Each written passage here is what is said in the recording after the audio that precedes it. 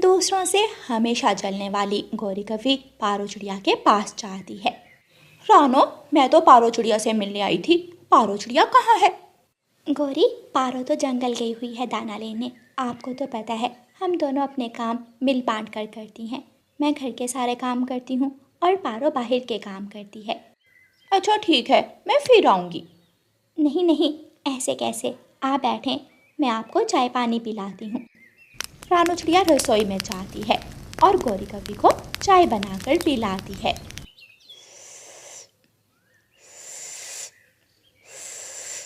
चाय तो बहुत मज़े की है। मैं अपने घर आने वाले किसी भी पक्षी को चाय पानी पिलाए बिना नहीं जाने देती हूँ। पारो चिड़िया जंगल में दाना ढूंढ रही थी। कालू कौवा पारो चिड़िया से कहता है, पारो, रानो और तुम दोनों एक ही घर में क्यों रहती हो? रानो चिड़िया के बच्चे भी हैं, तुम दाना लेकर जाती हो और उसके बच्चे भी दाना खाते हैं। तुम अकेली और वो तीन तीन। कवे भैया, रानो घर के सारे काम करती है, घर के भी 1000 काम होते हैं, कभी ये करो कभी वो करो। दाना ढूंढना भी तो आसान काम नहीं है। लेकिन घर संभालना भी आसान काम नहीं है। कौवा जान लेता है कि पारो चिड़िया उसकी बातों में आकर अपनी सहेली रानो के खिलाफ नहीं होगी, इसलिए कालू कौवा काएं काएं करता हुआ वहां से चला जाता है। दोनों सहेलियों का जीवन बहुत अच्छी तरह गुजर रहा था। पारो, मैंने आज आपकी पसंद की सब्जी बनाई है। आलू मटर? हाँ, आलू मटर। लेकिन आपको कैसे पता चला? क्योंकि आलू मटर ही मेरी पसंद की सब्जी है। आंटी पारो, कल दाना लेने मैं भी आपके साथ जंगल जाऊंगी। गुड़िया बेटी, अभी आप छोटी हो, जब बड़ी हो जाओगी तो फिर जाना। पारो, कल आते हुए चाय की पत्ती और शक्कर भी ले आना। रसोई में चाय की पत्ती ख़त्म हो गई है। लेकिन अभी पिछले दिनों ही तो मैं पत्ती का डिब्बा लाई थी। सारा दिन घर में कोई ना कोई आया गया रहता है, आने वाले को चाय पानी का भी पूछना पड़ता है। पारो और रानो चिड़िया खाना खाती हैं और सब बातें करते करते सो जाते हैं। एक दिन रानो चिड़िया पारो चिड़िया से कहती है, पारो, कई दिन हो गए मैं बाहर भी नहीं जा सकी। सारा दिन घर के काम ही ख़त्म नहीं होते। मैं सोच रही हूँ कि आज शाम हम जंगल के सभी पक्षियों की दावत करें। इसी बहाने मैं पक्षियों से मिल भी लूँगी और सबसे बातचीत भी हो जाएगी। ठीक है, ये अच्छा है। मैं ऐसा करती हूँ, चीज़ें ले आती हूँ और आप खाना तैयार कर लो। रानो चिड़िया रसोई में जाकर चूल्हे में आग जलाती है और पारो चिड़िया दुकान पर जाती है। भाई जी, 1 किलो चावल दे दे, घी और शक्कर भी। फिर पारो चिड़िया दूसरी दुकान से कुछ सब्जियां लेती है। आलू और गोभी के साथ टमाटर भी दे दे। माफ़ करना बहन, मेरे पास टमाटर नहीं है। ठीक है, मैं टमाटर दूसरी दुकान से ले लेती हूँ। पारो सब्जियां लेकर घर जाती है। पारो, मैं सब्जियां काट लेती हूँ और चावल तैयार करती हूँ। आप मटके में पानी भर लाएं। रानो, मैंने 2-3 दुकानों से पूछा, कहीं से भी मुझे टमाटर नहीं मिले। लेकिन पारो, टमाटरों के बिना तो चावल अच्छे नहीं बनेंगे, टमाटर ज़रूरी थे। ठीक है, मैं जंगल में कोई टमाटरों का पौधा ढूंढकर टमाटर ले आती हूँ। पारो चिड़िया जंगल जाती है। वो पेड़ पेड़ डाल डाल फिरती है और फिर आधा दिन उड़ने के बाद उसे टमाटरों का पौधा मिलता है। पारो चिड़िया उस पौधे से टमाटर तोड़ती है और वापस घर को उड़ती है। गुड़िया और कुकू बेटा, जल्दी जाएं, आप पड़ोसियों को शाम की खाने की दावत दे आएं। ठीक है मम्मा। गुड़िया और कुकू दोनों घर से निकलते हैं। आंटी गौरी और कालू अंकल, आज शाम मेरी मम्मा ने आपकी दावत की है। आप शाम का खाना हमारे घर से खाना। ये सुनकर कौवे खुश हो जाते हैं और नाचने लगते हैं। गुड़िया और कुकू तोते के पास जाते हैं और तोते को भी शाम की दावत दे देते हैं। पारो भी थकी हारी टमाटर लेकर घर आ जाती है। बहुत मुश्किल से मिले हैं टमाटर, लेकिन मैं लेकर आई हूँ, क्योंकि टमाटरों के बिना खाने का स्वाद नहीं बनता।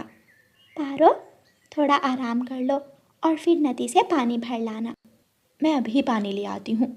मैं तो भूल ही गई, पक्षियों को खाने का आमंत्रण भी देना था। मैंने गुड़िया और कुकू को भेज दिया है, वो सबको बताने गए हैं। पारो मटका उठाकर पानी लेने चली जाती है। शाम हो जाती है। खाने बन जाते हैं और सभी पक्षी पारो और रानू चिड़िया के घर खाना खाने आ जाते हैं। वाह वाह, रानू के हाथ में तो क्या स्वाद है। रानू जैसा खाना कोई नहीं बना सकता। ऐसा खाना मैंने पहली बार खाया है। पूरे जंगल में कोई रानू जैसा खाना नहीं बना सकता। रानू चिड़िया, आपने हमारी दावत की, खाने बनाए, बहुत बहुत शुक्रिया। जंगल के सभी पक्षी रानू चिड़िया की तारीफ कर रहे थे, लेकिन पारो का कोई भी नाम नहीं लेता, इसलिए पारो खामोश होकर एक तरफ बैठी रहती है। पारो चिड़िया आज थोड़ा गुस्से में थी। सभी पक्षी खाना खाकर चले जाते हैं। रानू चिड़िया सफाई का काम शुरू करती है। पारो जाकर घोंसले में लेट जाती है। सभी ने रानू की तारीफें की, किसी ने मेरा नाम नहीं लिया। मैंने भी तो खाने बनाने में पूरा काम किया। मैं चीज़ें लाई, मैं पूरा जंगल घूमकर टमाटर लाई, लेकिन मेरी सहेली रानू ने भी किसी को नहीं बताया कि मैंने भी मेहनत की थी, मैंने भी काम किया था। ऐसे ही सोचती सोचती पारो चिड़िया सो जाती है। दूसरे दिन जब पारो जंगल जाती है तो गोरी कवि मौका पाकर उसके पास आकर बैठ जाती है। रानू के हाथ में बहुत स्वाद है। पारो, सबने रानू की तारीफ की, लेकिन किसी ने भी तुम्हारी तारीफ नहीं की। कोई करता भी क्यों? तुम कौन सा कोई काम करती हो? सारा दिन जंगल की सैर करती हो। गोरी, मैं पहले ही परेशान हूँ, मुझे और परेशान मत करो। पारो वहाँ से उड़ती है और वापस घर चली जाती है। रानू, मुझसे नहीं होंगे अब बाहर के काम, मैं थक जाती हूँ। पारो, काम तो काम होता है, घर का हो या बाहर का। मैं भी सारा दिन काम ही करती हूँ। कभी कभी तो मेरा बाहर जाकर खुली हवा में सांस लेने का भी टाइम नहीं लगता। अच्छा जी, अगर ऐसा है तो कल से बाहर के काम आप कर लिया करें और घर के काम मैं कर लूँगी। अगर आपको लगता है कि मैं सारा दिन घर में सोई रहती हूँ तो ठीक है, मैं ऐसे कर लेती हूँ। फिर दूसरे दिन रानू चिड़िया जंगल दाना लेने चली जाती है। रानू चिड़िया अपने बच्चों को घर में ही छोड़ जाती है। पारो घर की सफाई करती है, झाड़ू पोछा लगाती है। घर की खिड़की खुली थी, हवा से पत्ते उड़कर फिर से घर में आ जाते हैं। चूल्हे पर दूध को उबाल आ जाता है। पारो को पता ही नहीं चलता और सारा दूध देगची से बाहर निकल आता है। पारो रसोई की तरफ भागती है तो बाहर दरवाजे पर दस्तक हो जाती है। पारो चिड़िया भागकर दरवाज़ा खोलती है। बेटी, मेरी मदद करो, मैं बहुत गरीब हूँ। माँ जी, चली जाएं, मेरा दिमाग ख़राब मत करें, मैं बहुत मसरूफ़ हूँ। पारो ज़ोर से दरवाज़ा बंद करती है और वापस जाती है। शाम का खाना अभी बनाना था, सब्जियाँ काटनी थीं। उधर रानू चिड़िया जंगल में दाना ढूंढ रही थी। उसे बहुत दिक्कत हो रही थी। कबूतर भैया, मैं दाना लेने आई थी, लेकिन मुझे दाना मिला ही नहीं। दाना कहाँ से मिलेगा? रानो, तुम गुफा के पास जाओ। रानू चिड़िया गुफा के पास जाती है तो सारा दाना उल्लू ले गए थे।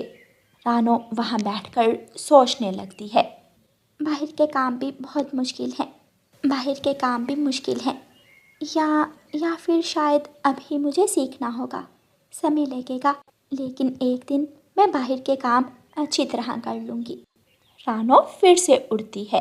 रानू चिड़िया नदी के पास जाती है। दरवाजे पर फिर से दस्तक होती है। बाहर चाचा छमछम खड़ा था। पारो सब्जी छोड़कर दरवाज़ा खोलने जाती है। चिड़िया बेटी, पानी का एक गिलास तो ला कर देना। चाचा, मैं काम कर रही थी, आपने मुझे क्यों तंग किया? जब रानो बेटी घर में होती थी तो वो हमेशा दरवाजे पर आने वाले पक्षियों से हंसकर बात करती थी। एक तुम हो, पानी का गिलास भी नहीं दे सकती हो। पारो दरवाज़ा बंद करके चली जाती है। शाम हो जाती है। रानू चिड़िया खाली हाथ ही घर लौट आती है। आज वो कुछ भी नहीं लाई थी, ना सब्जी, ना दाना, ना कोई फल। मम्मा, खाना अभी तक नहीं बना, हमें भूख लगी है। रानो, क्या कुछ लाई हो? पारो, सच बताऊं तो मुझे बाहर से कुछ भी नहीं मिला। मैंने तो बहुत कोशिश की, लेकिन मैं नाकाम वापस आ गई। रानो, सच बताऊं तो मैं भी आज घर चलाने में नाकाम रही। अभी तक ना तो खाना बना है और ना ही मैं किसी आने वाले पक्षी को चाय पानी पूछ सकी। मैं जान गई, अगर मैं बाहर के काम करती हूँ तो घर में भी 1000 काम होते हैं। मैं शर्मिंदा हूँ, मैं क्षमा चाहती हूँ आपसे। पारो, गलती मेरी ही है, मुझे भी आपको समझाना चाहिए था, लेकिन मैं चुप करके बाहर के काम करने चली गई, जो मेरे लिए बहुत मुश्किल थे। फिर दोनों सहेलियाँ एक दूसरे से गले मिलती हैं और दोबारा से पहले की तरह रानो घर के काम करने लगती है और पारो बाहर के काम। प्यारे दोस्तों, इस कहानी से हमें सीख मिलती है कि जिसका काम उसी को साझे। बस हमें हर काम करने वाले को एप्रिशिएट करना चाहिए ताकि उसका हौसला बना रहे। और प्यारे दोस्तों, इस कहानी को लाइक, अपने दोस्तों के साथ शेयर और चैनल को सब्सक्राइब करना बिल्कुल मत भूलना। आपका धन्यवाद। ये सारे फूल आपके लिए हैं। क्या मैं इन तितलियों से खेल सकती हूँ? मैं इनसे दोस्ती कर सकती हूँ? पहले आप ये मिठाई खाओ और फिर बाद में इन रंगीन पंखों वाली तितलियों से खेल लेना। जैसे ही गुड़िया मिठाई की प्लेट पकड़ती है, प्लेट नीचे गिरकर टूट जाती है और गुड़िया की आंख खुल जाती है। मेरी मिठाई कहाँ है? मुझे मेरी मिठाई दो। सुंदर परी, आप छोटी हो। गुड़िया बेटी, चुप कर जाओ, मुझे सोने दो। मैंने कल सुबह सवेरे दाना लेने जाना है। मम्मा, क्या सुंदर परी सच में होती है? मुझे नहीं मालूम, आप सो जाओ। मैं ढूंढूंगी, मैं सुंदर परी से जरूर मिलूंगी।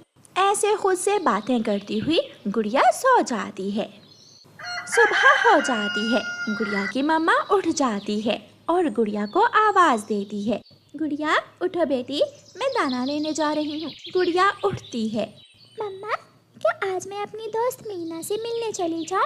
पहले दाना खा लेना या फिर अपनी सहेली सुंदर परी से मिठाई लेकर खा लेना। हंसते हुए मम्मा चिड़िया ऐसे कहती है और दाना लेने चली जाती है। गुड़िया अपना दाना उठाकर एक तरफ रख देती है। हाँ मम्मा, मैं तो आज अपनी सहेली सुंदर परी से मीठे मीठे लड्डू ही लेकर खाऊंगी। खुशी खुशी गुड़िया अपने घर से निकलती है। गुड़िया घने जंगल में जाती है। छोटी चिड़िया, मेरी दोस्त, मेरी मदद करो। गुलाब का एक फूल गुड़िया को आवाज देता है। खूबसूरत महकते हुए मेरे दोस्त गुलाब के फूल, बताइए मैं आपकी कैसे मदद कर सकती हूँ? सूरज की सीधी धूप मेरे चेहरे पर पड़ रही है, मैं मुरझा रहा हूँ। आप किसी पत्ते से मुझे छांव कर दें। ये तो बहुत आसान है, मैं अभी करती हूँ। गुड़िया साथ वाले पेड़ से एक पीपल का बड़ा पत्ता तोड़ती है और गुलाब के फूल की शाख पर ऐसे लगाकर फूल को छांव कर देती है। मैं तो जल रहा था, आज धूप बहुत तेज है। आप कहाँ जा रही हैं? सच बताऊं तो मैं आज सुंदर परी की तलाश में जा रही हूँ। मैंने उसे आज रात सपने में देखा था। अगर सुंदर परी से मिलना है तो आप अनार के पेड़ के पास जाओ, वहाँ मेरी दोस्त माया रहती है, वो आपकी मदद करेगी सुंदर परी से मिलने में। रास्ते में गुड़िया की सहेली मीना का घर आता है। गुड़िया मीना से मिलती है। गुड़िया, क्या बात है, आज बहुत खुश लग रही हो। मीना, जल्दी चलो, हमें आज सुंदर परी से मिलने जाना है।